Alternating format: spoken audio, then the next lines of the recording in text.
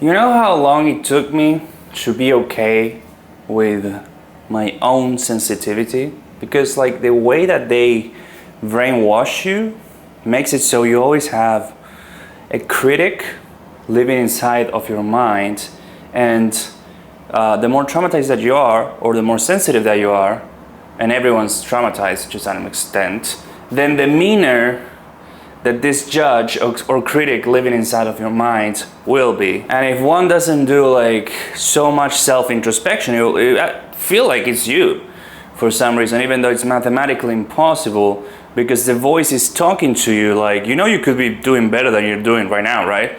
So that already implies that you're true, because you cannot possibly be doing better than what you already are. Like that would imply the existence of an alternative version of you, which is doing better, so it's already true. Which is why I feel New Age spirituality fueled this idea of like the higher self and a higher timeline, because that splits the fuck out of you, because if there's a higher timeline, you have to be in the lower timeline. If there's a higher self, you have to be the lower self. Like you're the stupid one. Like you have this martyr self, which implies the existence of the retarded self. But most people don't even see this. So yeah, you could mentally reply to these voices, hey, listen, I understand now, mathematically speaking, I can't be doing better than what I'm doing. That would imply that, but like, it doesn't really work, you know? It might give you a boost of dopamine for a little bit, because, and man, I see this on Instagram all the time, like people really just like, they see this video of someone advising you to like relax your brain, put your awareness on your eyebrows, like a 10-second hack, and people will be like, why does everything feel better right now? Like seriously, such dopamine addicts that they really feel from this little hack that they're fixed their life. So it's either dopamine addiction to the extreme, where like you're so not paying attention that this quick hack type of logic really resonates for you for some reason, or, and they can coexist of course, like you've never suffered a day in your life, which I mean, I can't even like, is that a thing? I don't know. Like seriously, you just unflex your brain a little bit, you relax, and suddenly all your mental symptoms and problems go away. I personally think that's impossible, and these people are like deluding themselves in like Brave New World, like fake happy, you know, like they're trying to pretend they're happy, but like you have to see that there's something wrong with this world, right? Unless you're living in the fake hyperimposed reality of this world, where everything's fine and no one's a slave and everything's like fine because everyone's free and they do what they want to do all the time, like, and someone will hear that with their mind and be like, oh, so you want people to be so free that they start like, if they want to rape, they go rape. Like, I'm not talking to you, okay? Just leave this channel if that's what you're thinking. No, I'm talking about like people stop doing what they want to do and they start doing things that they don't want to do all the time, or, you know, 5 days a week. Like that's a lot. That's way more than what you're getting back. You couldn't possibly convince a monkey, hey, give me 5 bananas and I'll give you 2 bananas. The monkey will like eat your face and strip your life. But like, no, for humans it's like a great deal. Except it's not. It's the weak end of the deal. Nice. Just congratulating myself. Which actually connects to the point of the video.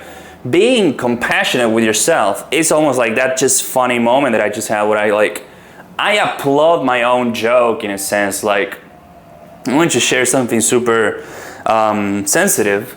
I was watching myself sing in a video and I felt like I was looking at my son, basically. Like, I never intend to have kids or anything like that. So I'm not talking about like genetically you have a kid and that's, I can't know what that feels like because I'm never gonna do it.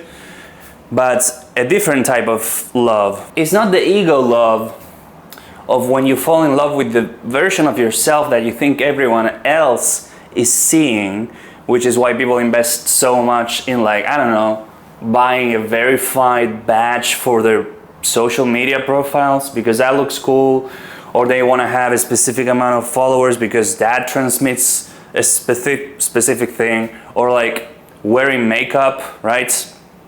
Like women like women try to delude themselves that they're doing it for themselves, but I think it's impossible. Like if you were living in an island alone, there's almost no way. Like there's no mirrors, whatever, like you'd be doing that. Like that is because you're in love, not with yourself as your own son, we could say, like this spiritual, paternal, relaxed, silent love, but with the image of yourself that you think others see as well.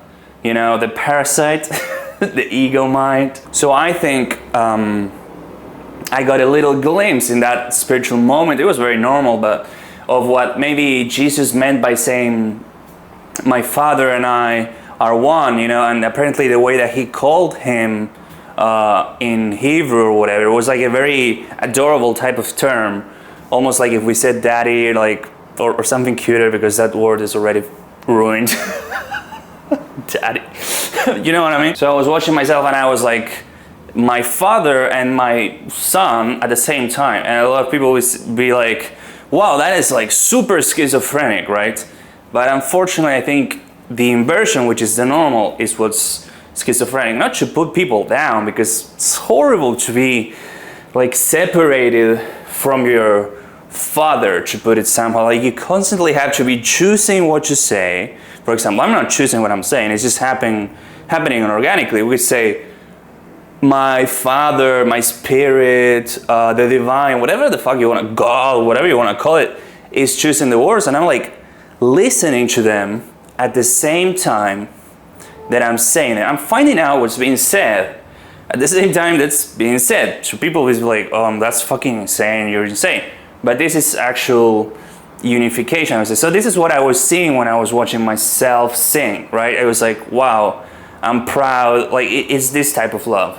It dissolves duality, and you have to give yourself this type of love if you're really sensitive. You know, like people will never understand you. Like already most people clicked off the video because they think I'm crazy, or they're like conjuring how to leave a mean comment saying like, oh, you took too much mushrooms, or I never took mushrooms, but like whatever, you know, like, oh, this is fucking crazy.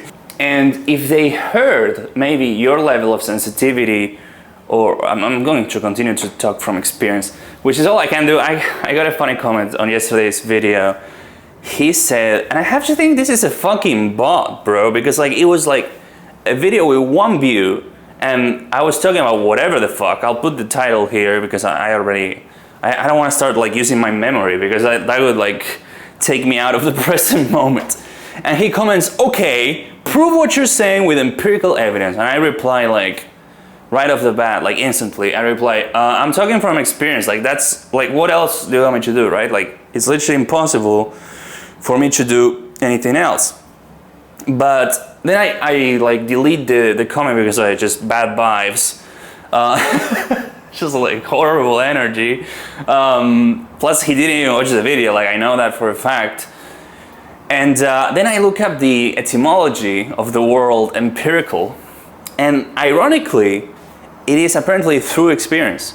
So empirical, even though this person was energetically, obviously meaning to say, hey, prove this with scientific data that everyone can agree on. Like, it's not like from your own experience, no. There's an external judge that needs to pass the data that you're providing, and everyone would look at the judge and that data be like, yeah, there's no way that I cannot agree with this. Everyone agrees, this is now, you know, this is the version that he was clearly intending for me to, you know, provide arguments that are almost like scientific and everyone would agree. And he called it empirical facts. But apparently empirical means through experience. So that would be another little inversion of the matrix. For example, the word school means leisure time or free time. It's literally slavery for kids, like rebranded because like they already lose autonomy over their bodies. crazy. What the fuck, right? So obviously there's a lot of words that are inverted, because he was clearly, obviously from energy alone, I could tell where he was going. That's why I like deleted the comment, because I found it stupid. It's like, what else do you want me to do? Like, not talk from experience? That seems impossible, right? Unless, of course, you're just like a regurgitating machine, like just read a bunch of books and memorize and then go ahead, right? Everyone does that anyway. But I found it so funny that the actual meaning, can I call etymologies the actual meaning of the word? Because like it is more energetically pure, if you think about it, or don't. Because like when the word was created, we could say, that was the meaning, and then a layer of delusion on top, a layer of delusion on top, and now it means whatever the fuck it wants, they want it to mean, but originally. So never look up the definition of a word, just look up the etymology. And I actually have a website with like a bunch of free etymologies that you can look up, which are cursed. I'll give you one right now, let's see if some comes to mind. For example, work is etymologically torture in Spanish. That's like one of the craziest ones that I've ever found. Almost nothing tops that. But anyway, if you can give yourself like this sort of paternal love, where you're your own father, you're your own mother, you're your own son, and you're your own daughter, and everything at the same time, then you'll keep expecting people to understand you. And the more sensitive that you are, and if you're watching this, you're like, can I say the top 0.00001%? Not because like we're superior, like it's just like, here's the thing, people, if they hear me say that, they'll be like, okay, he has an ego complex. But what I feel called to share today is like, I am so sensitive that even something that most people would deal with in 20 minutes or something, it could take me 4 hours of shaking and hyperventilating to self-soothe and regulate my nervous system. And it doesn't make me weak. It sounds like I'm defending myself. Like, I don't really care, but just to depolarize it somehow. If the people heard like the type of things that makes me go into that state, like for example, recently I just got a flag on my PayPal account. I thought like my business was, like I was never going to get money anymore. And you could say, I mean, yeah, that's objectively pretty stressful. It would stress anyone out. But realistically, it was just like, it wasn't like it terminated my account. It was an automatic flagging, which was incorrect. So like 95% of the chances was that the flag was going to get lifted. And indeed it did. But I went through it. I went through it exactly as if they terminated the account. Exactly as if my business died. I don't know. It's just hitting me, bro. It just like destroyed me. It took me like 3-4 hours just to stop the shaking the first time. Then I accepted it. I had to accept like I was never going to get money again. You might be thinking, oh, you're so attached to money. Yeah, like I like groceries. I'm sorry. Like it's okay. So that was hard. And then like, then I felt sick. The entire 24 hours next, I just felt almost physically sick, which never happens, and very sad. And then when I got the email that the thing got lifted, I started crying and weeping and feeling like a little boy. It was crazy. Like, yeah, I mean, it was a good purge, I guess. Like, if that was inside my body, I'm glad it's out. I don't want to be that dependent on PayPal, obviously. But I mean, at the same time, I don't have a choice. So if someone else heard that, I think they'd be like, what the fuck, right? Like, you want to know some real struggles? Here's my life struggle. So like we start competing on like who has a harder life. To be honest, they probably win. Here's the thing. There's no objective judge that can determine whether that would be true or false, like in a comparison. People really think that there is. They really do. Like, for example, they don't know that the etymology of opinion is advice, or actually the etymology of advice is opinion. I got that backwards. So they'd be like what this commenter said, prove objectively, prove empirically, blah, blah, blah, right? They'd be like, it can be proven objectively that your life is easier than mine and this guy's, so you're exaggerating, you're overreacting, that's too much, you can't spend 48 hours just like to deal with one email, bro. Like, you're stupid.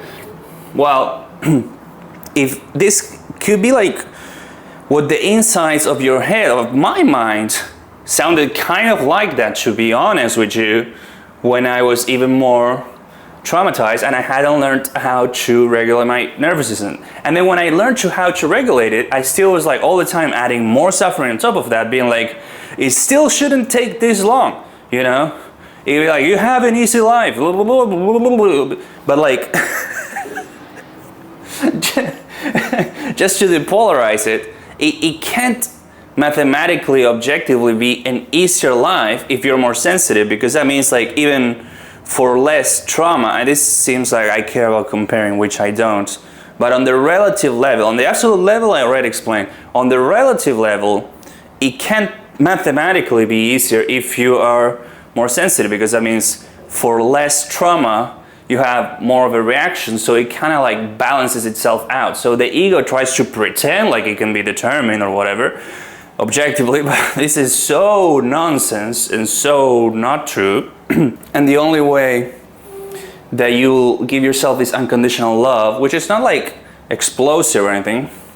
When I say I had this moment of watching myself sing, I was like proud and loving, it was so subtle. When I put it like how I put it before, maybe people think like, oh my God, what a cool mystical experience.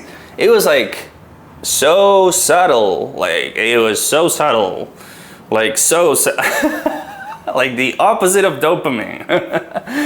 But at the same time, I think if I hadn't gone through the things that I went through, like severe addiction and shaking, like all these things, where I realized like no one is ever going to understand me and empathize with this, because they'd be like, just stop masturbating. What do you mean you're addicted to porn? Like, just like, have you tried quitting? I mean, again, if I put it like this, maybe it sounds like I'm saying everyone is this unloving. Obviously not the case. But when it's so stupid what you're going through and so bad that no one will understand you, is actually paradoxically good, because it will drive you deep within yourself until your ego structures dissolve and you see that there was no one ever there to understand you, to judge you, to like whatever. It's just like you. Not the little you, more like the Father and Son unified you, the listening and speaking at the same time type of you, which is total unity. But who the hell is going to understand this? I hope you do. I love you. See you soon.